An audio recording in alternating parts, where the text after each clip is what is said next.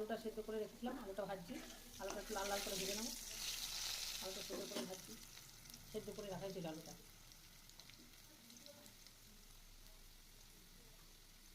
এবার দিয়ে দিচ্ছি চিচিঙ্গাগুলো।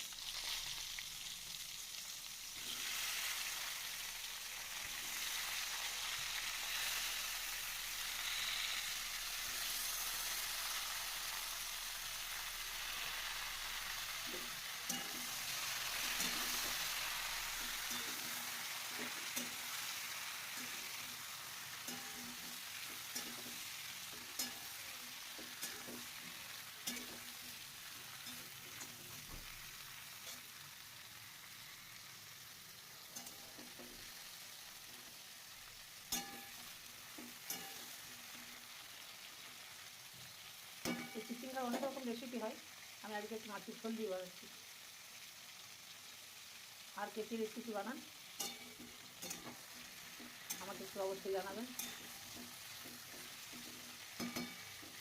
আরও অনেক রেসিপি আমি জানি এই চিচিঙ্গার, একটা একটা করে আপনাদের সাথে সবার সাথে শেয়ার করব।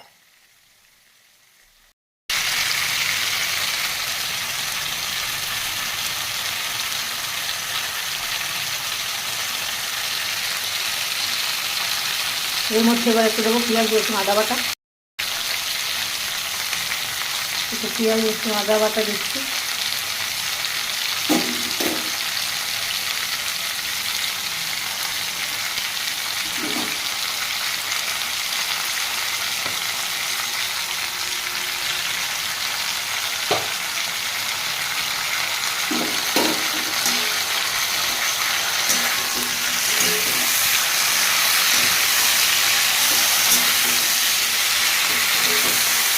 এরপরে দেবো একটু নুন, হলুদ, একটু ধনে গুঁড়ো, একটু জিরে গুঁড়ো,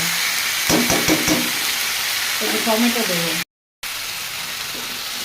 ভালো করে এবার কষবো। সব দিয়ে দিচ্ছি এর মধ্যে এবার রসুন বাটা, আদা বাটা, জিরে গুঁড়ো, ধনে গুঁড়ো, হলুদ, নুন, একটু টমেটো। এবার ভালো করে এটাকে কষা হচ্ছে। আপনারা আমার রান্নাগুলো একটু দেখবেন, লক্ষ্য করে কী করে।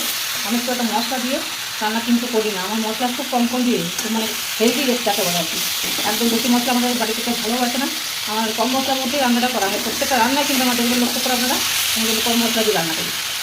অনেক অনেক মশলা দিয়ে রান্না করি, আমার অনেক অনেক মশলাই দিই। আপনি ভালো করে একটু লক্ষ্য করে দেখবেন, ভালো লাগলে অবশ্যই আমাকে বলবেন, বানিয়ে দেখতে পারেন এরকমভাবে।